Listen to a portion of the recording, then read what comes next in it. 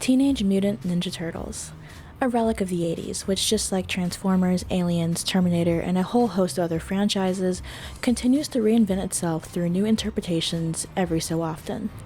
This is generally a good decision, at least for those franchises which are aware of the necessity of appeasing old fans while luring new ones. I received my first TMNT movie on VHS, the live-action Secret of the Ooze, and I was hooked. As a kid, we didn't have cables, so what I saw was mostly what could be found at Blockbuster or in the discount pile at Walmart. I saw random episodes of the 1987 and 2003 cartoons, had the 2007 movie on DVD, and when I was 11, sat down to watch every episode of the 2012 cartoon as it premiered. The first fanfiction I ever read was for TMNT, and the first one I wrote for was for it too. Even today, I can repeat the dialogue of my favorite episodes by heart. All of this is to say, I am very much a fan of the franchise. A new movie is set for release in August, just in time for my birthday, and while I am cautiously excited to see what new story it'll bring, I am also hesitant for a big reason. Turtles who've made contact with mystery goo. I don't like this version of April. Given that there's little media out for the movie yet, I can admit that my dislike is mostly based on her character design. Quite simply, she doesn't pass the squint test. The squint test refers to whether or not a character is recognizable and distinct when you squint your eyes to look at it. Every version of Optimus Prime looks different in some way, but all of them are recognizable as Optimus Prime. The same can be said for the Turtles, who are recognizable in every iteration, even as the character designs become more unique from one another. Even most of April's managed to pass, with either red hair or yellow clothes as a constant motif throughout the years. But Mutant Mayhem's April? She utterly fails it due to the change not only in her race, but her body type. On its own, a race swap is not particularly damning, even if it is often lazy. The Rise April design was also altered, causing much backlash, which was often countered with a note that the original April from the initial comics was black. This is a common misconception based on a fluctuating appearance in the first few issues, but, as noted in a CBR.com article, in a 2002 retrospective, Eastman noted about April, originally created as an Asian character in Pete's notes, but named after an African-American woman I once knew. The character of April O'Neil was introduced in issue 2, and would have a bunch of different looks throughout the TMNT history. While Laird, for his part, has said, as the co-creator of the character of April O'Neil, and as someone who has always imagined her as white, and very likely of Irish, Scottish, English ancestry, I was not at all unsettled by the depictions of her as such in the various adaptations. Kevin may have had a different view, and I can't speak for him, but that's the way I always saw her. As for the coloring of her skin in the color reprints of the Mirage comics, Kevin always had a lot more input on that end of our business than I did, and in fact, I'm pretty sure he did the colors on the initial such reprinting from First Comics, the one in the graphic novel form. Make of that what you will. The scrabbling for proof to justify drastic changes in character design illustrates to me a knowledge that changing long-standing and iconic characters will not be easily accepted by fans. It's not because all fans are secretly racist who hate diverse characters, or that those who object are staunchly holding on to tradition. The main reason why race swapping is so hated is that it creates inauthenticity. One of the best examples of this can be seen in Spider-Man, which has had many recent entries.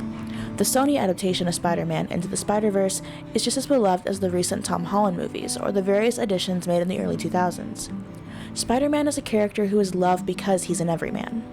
Prior to the Marvel movies, which popularized the superhero genre, Spider-Man was a constant box office winner, in part because the stories, despite being fantastical, touched on experiences that many moviegoers could relate to.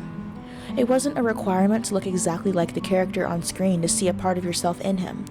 When Miles Morales made his debut on the silver screen, his character was fully his own. His origin story, his relationship with his family, the internal struggles he faced, all of it was his and his alone, not copied over like thrifting a tailored suit. Despite being a similar character to Peter Parker, he is still distinct and his own, which in turn makes the depiction of his interracial family, the desire to fit in, his struggle with identity, all the more impactful. The lack of desire to create original characters who are diverse and have new stories is emblematic of the state of Hollywood. Despite claiming to want to highlight new voices, Hollywood prefers to take as few risks as possible, which means continually returning to franchises that have established fan bases and therefore an established audience.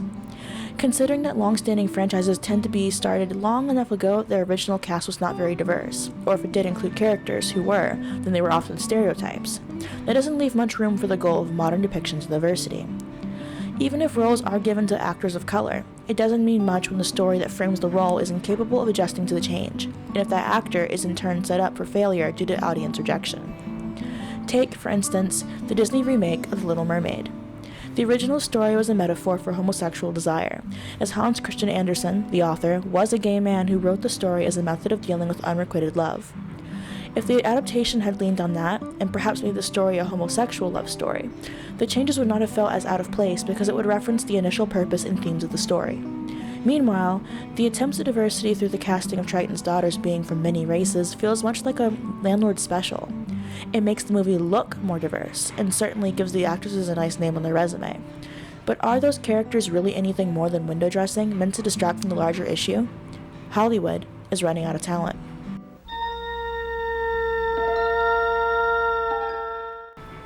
The original Star Trek made a stand regarding birth control during its third season episode, The Mark of Gideon, wherein a group of aliens who have cured death want Captain Kirk to introduce a new disease to lower the population rate, as they see the alternative of using birth control to be the same as murder. The striking visuals and the nuance used in portraying this conflict meant that unless one was actively looking for it or viewing the narrative from a critical perspective, the political message was buried in the story. You cannot separate the political from the art. You can only weave it into the story so that it becomes unobtrusive, a skill that modern writers seem to have forgotten how to do. Velma, an HBO special which has seen much derision and critique, is awful for many reasons. One of the most obvious fixes would be to get rid of the so-called meta critiques of white people and men, which are both unfunny and heavy-handed. This cinema sin can also be found in shows like Big Mouth, which constantly stops the narrative to preach at the audience about social issues, and has even infected long-running soap operas such as Grey's Anatomy, which previously illustrated great skill in both character work and delicate topics, but has recently fell prey to preaching over plot. Other movies and shows have managed to critique topics like male violence, masculinity, and racial issues without becoming preachy. American Psycho, Sorry to Bother You, and Fight Club number among only a few. Modern hiring practices in the entertainment industry are also to blame.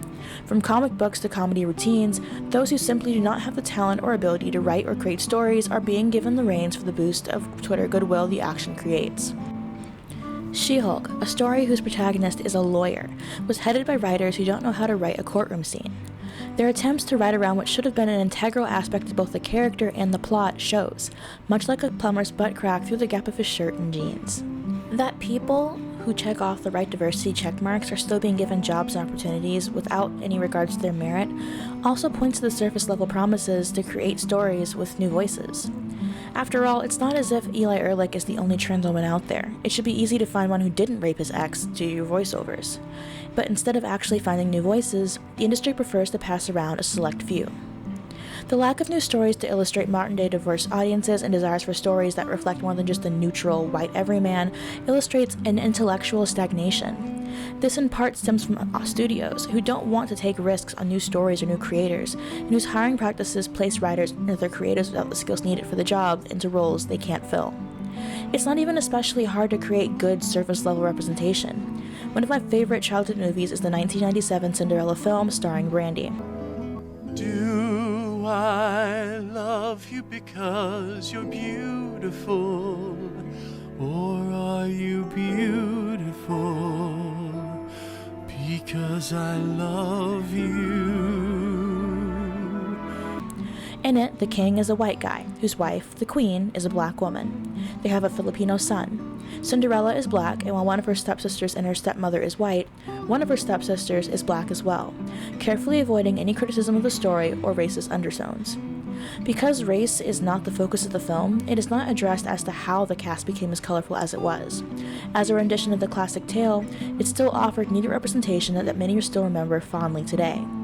The blind casting used here was also used in Alien, wherein the parts were written and casted based on who portrayed them best. As a result, the movie hardly sexualizes Ripley at all, and male and female characters are treated with a similar humanity, not often done in 1979. One might ask how Brandy's Cinderella and Halle Bailey's The Little Mermaid are so different, considering that they are both adaptations that differ from the originals. The biggest issue with Little Mermaid is not Ariel's race, but rather what the remake itself represents. It is an attempt to fill a void of representative media with a lazy rewrite of a film that has enough nostalgia to fuel a hate it or love it audience towards $1 billion box office. It doesn't address any of the actual criticisms of the previous iterations. It actively takes away from the story's initial pull by being live action, and positions any criticism as being born from racism instead of at the lack of plot, production value, and usage of a young black actress as a shield between Disney and the anger of its audience. So when it comes to Mutant Mayhem, my suspicion of April's character is not merely because she looks different, it's what she might signify. Will this movie decide to forego subtlety and use April as a soapboxer for political views of the producer? Will April become yet another character tarnished by a redesign? Is she the illustration of TMNT's political polarization? Only time will tell, but I hope for the sake of the franchise and other fans like myself that this change is only skin deep. This, dear viewers, is where we part. I just bared my soul to you guys. I hope you know that I showed you guys exactly how cringe I am and how passionate I am about this little franchise, that I made a whole video about it. But I also think that a lot of you will agree that the issue isn't that people are placing characters with like black people or Asian people or whatever. It's that they're not making new roles and that it's lazy, and narratively you can feel that laziness. I do want to apologize for the background noise that I cannot avoid. They do construction literally 24/7 here because if you're rich, you can pay for anything. But I do hope that you guys will give me your comments, questions, and concerns and let me know what you think about this topic. I'll see you guys next time. Bye.